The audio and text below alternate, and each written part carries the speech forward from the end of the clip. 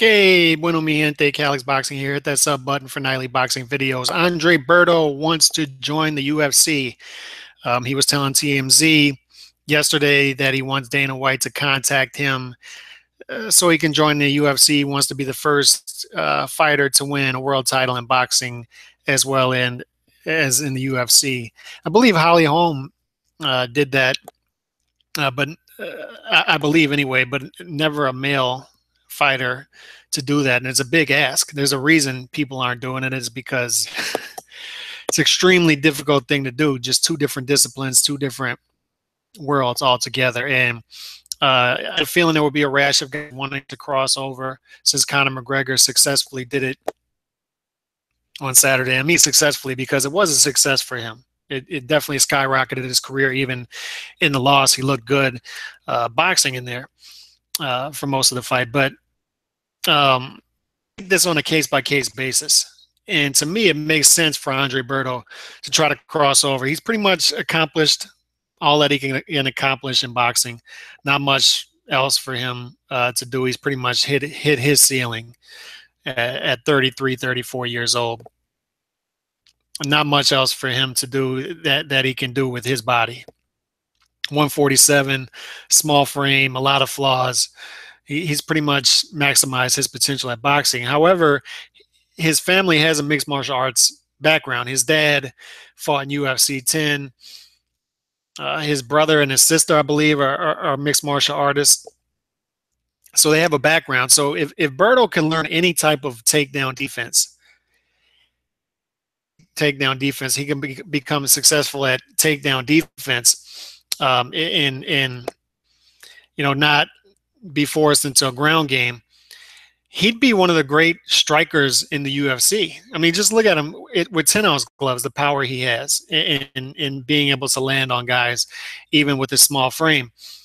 His striking in the UFC would be incredible.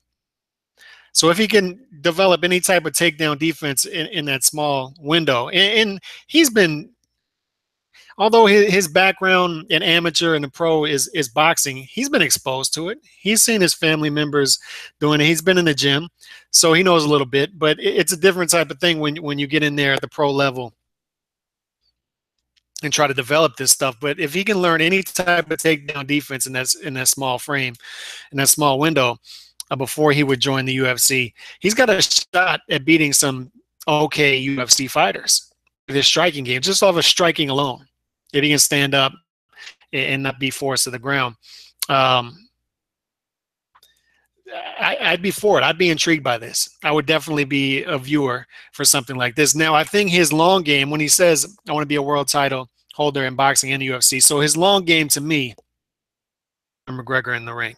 I think that's what he's going for secretly here. I don't think he's going to say it, but and I think Dana White would be like, okay, let's put you in there with somebody in the fringe top 10 first and see what you can do.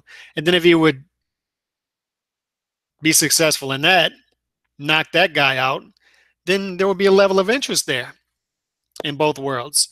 And, who knows what he could get. And it would probably be an easy fight for Conor McGregor if that would be down the road. But, we're getting ahead of ourselves there. I'm just interested in seeing fighters cross over. I really am. And it's a case-by-case basis. To me, Andre Berto, it makes sense. His frame is more built for the UFC in mixed martial arts than it is boxing, honestly.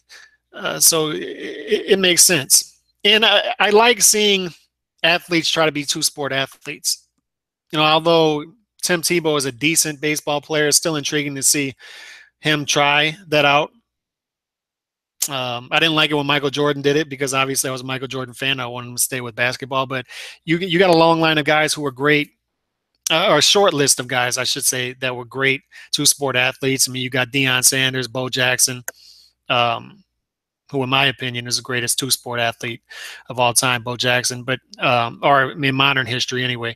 And you got Danny Ainge. People forget that Danny Ainge was a baseball player for 3 years before he turned to basketball. So I like seeing guys try to cross over into other sports, and who knows, Berto could possibly be successful at that if he could learn any type of takedown defense, keep it in the stand-up. So I don't know. I'm for guys crossing over. So hit me up. Let me know what y'all think about Andre Berto fighting, possibly fighting in the UFC in the future. I'm for it, man.